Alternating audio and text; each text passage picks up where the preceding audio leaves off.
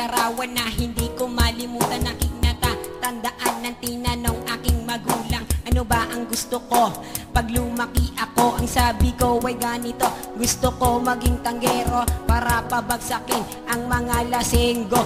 Nang lumaki ako, hawak ko ay bote't baso, nag-aalok ako sa tuwing may daraan sa kanto. Ihanda na ang lamesa, ilabas na ang pulutan.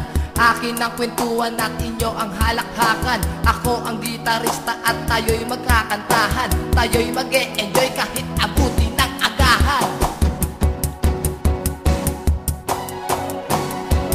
Ang kailangan ko ay isang Red Horse, pampatibay ng loob. Ang isang Red Horse ay tumatagal sa magandang usapan. Ikot na maso ay hindi laging iyuwat sa akin lamang.